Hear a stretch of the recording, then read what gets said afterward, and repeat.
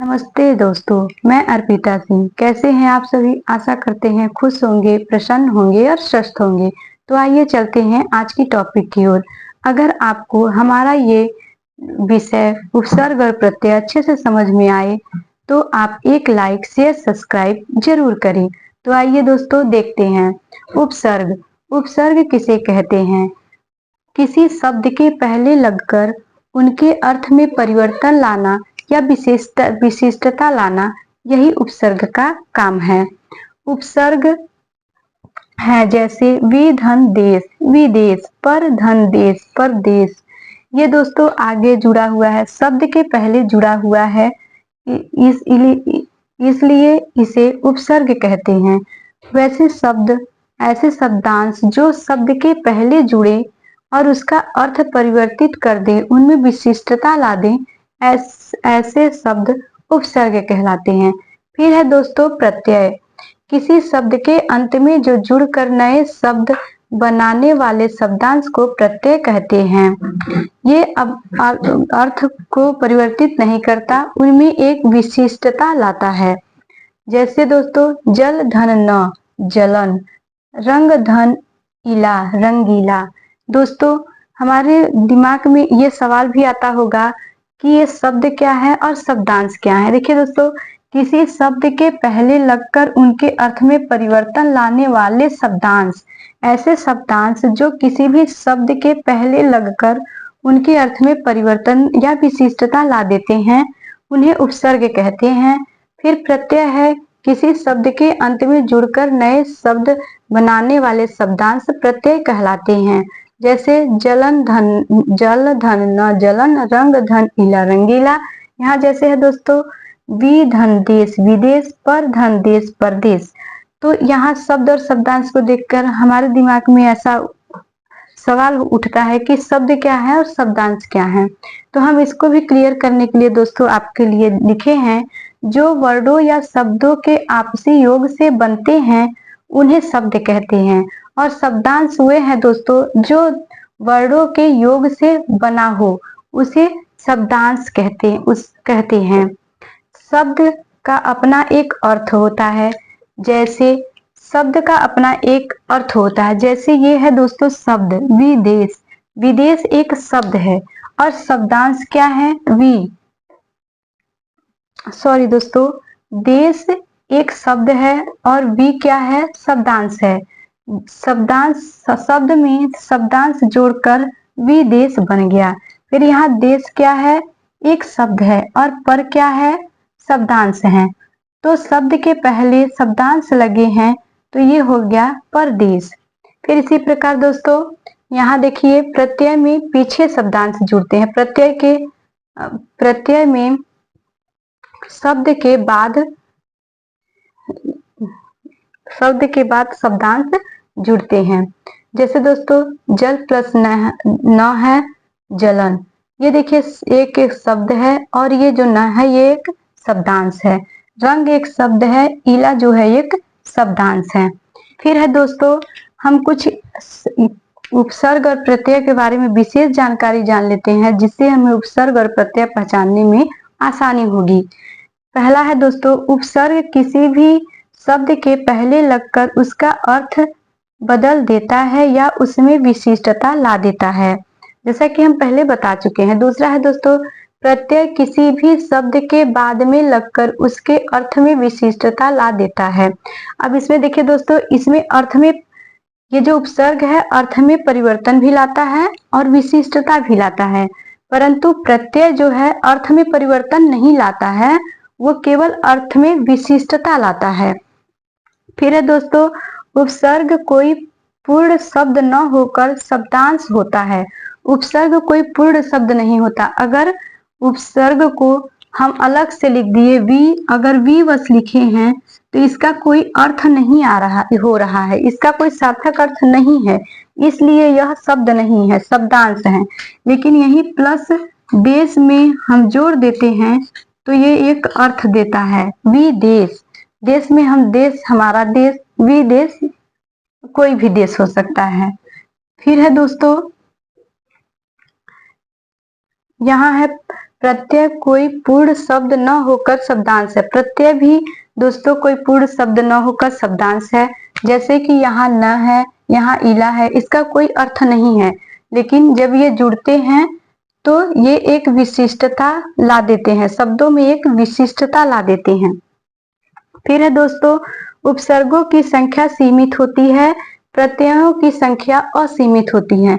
उपसर्गों की संख्या दोस्तों सीमित होती है, कुछ ही उपसर्ग होते हैं जिन्हें हम जान सकते हैं, समझ सकते हैं, लेकिन प्रत्यय ऐसे हैं कि शब्दों में कोई भी प्रत्यय, कैसे भी प्रत्यय जुड़ सकते हैं, बस आपको उसका मूल शब्द निकालना रहता है। अगर हम मूल शब्द निकाल लेते हैं तो बाद में समझ में आ जाता है कि प्रत्यय क्या है। ठीक है दोस्तों, उपसर्ग का अपना कोई अर्थ नहीं होता, ये शब्द से पहले जुड़कर अपना अर्थ बना लेते हैं।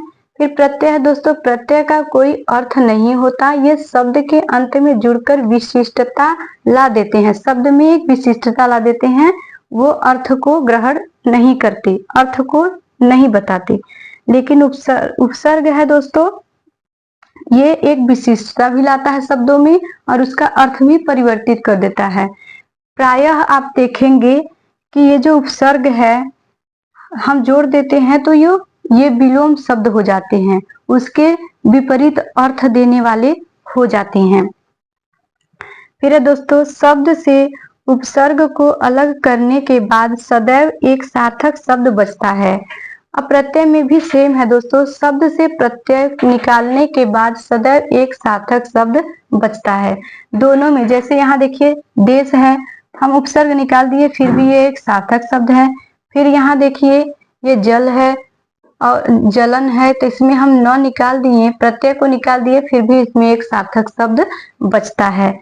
फिर है दोस्तों, किसी शब्द का अर्थ उपसर्ग सहित शब्दों के अर्थ से मिला जुला होता है। जैसे दोस्तों हम कह सकते हैं कि उपवन, यहाँ हम लिखते हैं उपवन।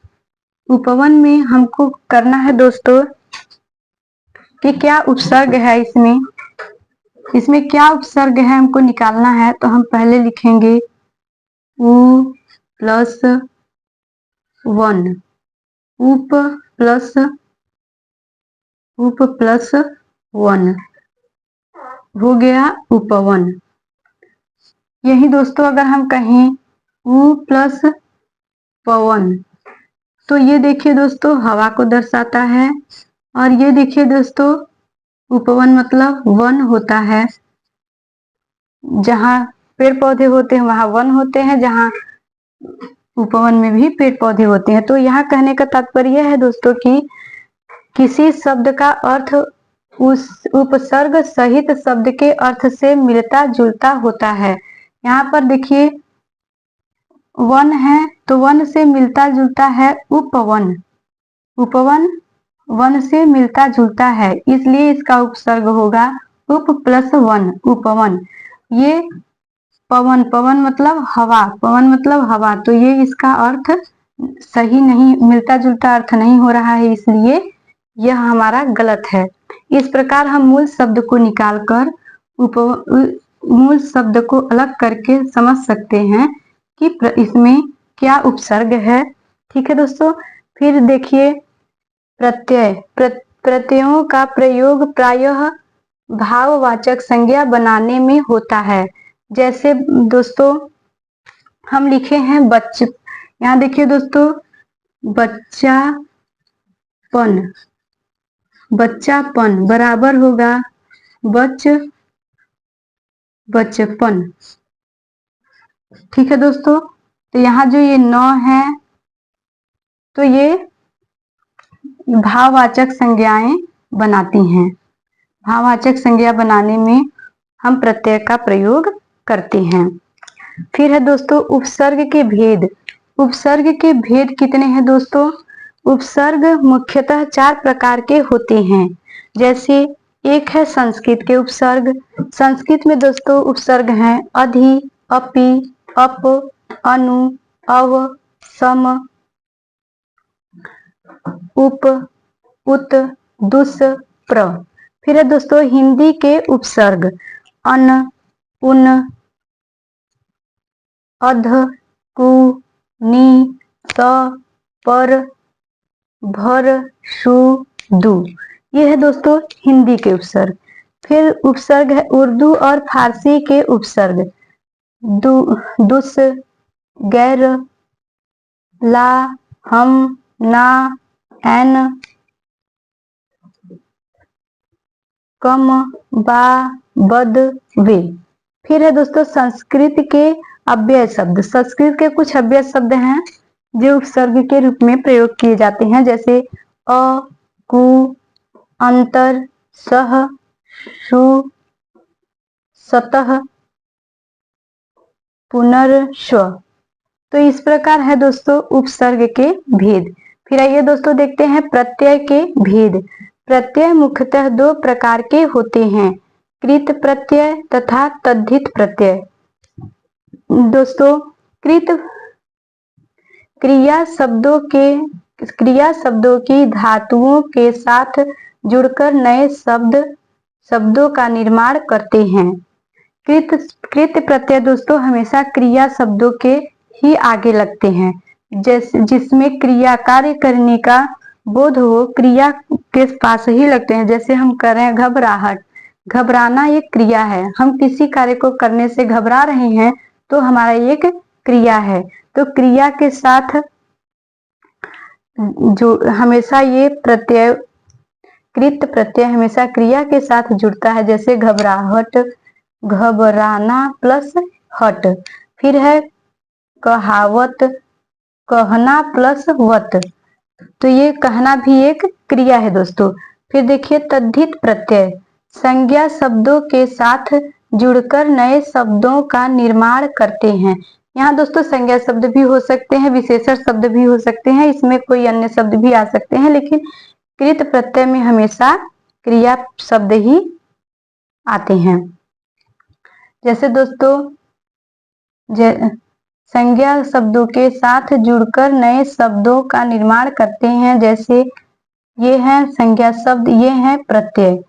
बचपन, बचपन का बच्चा प्लस पन, बचपन। अमराई, आम धन आई, अमराई।